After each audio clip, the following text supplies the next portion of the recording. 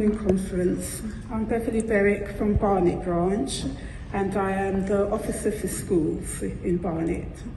During the pandemic, I've inundated with a large amount of calls from TAs and support staff feeling unprotected and laid bare to the pandemic while teachers were allowed to stay at home.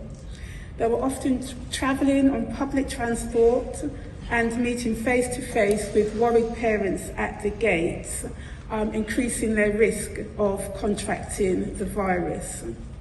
Not only were they looking after the key worker children at the height of the pandemic, but they were also looking after the other children, such as special needs children, whose parents couldn't cope with them at home. And they were also looking after children on child protection plans.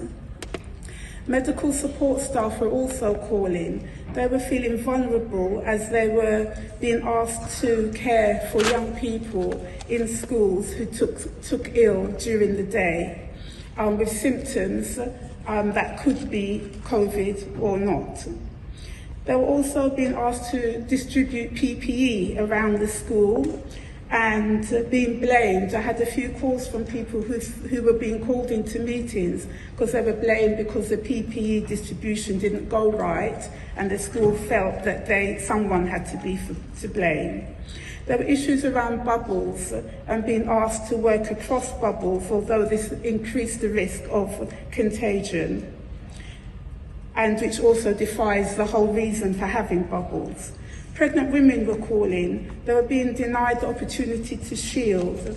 They were being told that they are not pregnant enough, they're not far enough into their pregnancy, they're not categorised as clinically vulnerable.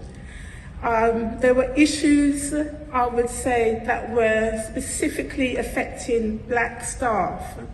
Although schools were aware of the disproportionate numbers of black people negatively affected, they were denying them the chance of having a risk assessment, especially when returning to school or in between lockdowns. There was also the occurrence of the adultification of the black child. I had numerous calls from black staff who were asked to take unpaid leave if their child's school was closed or if their child's bubble was sent home. Black parents were being told that their 13 and their 14-year-old children were old enough to stay at home by themselves. And this is ignoring the emotional care that the child needs. Please support the motion.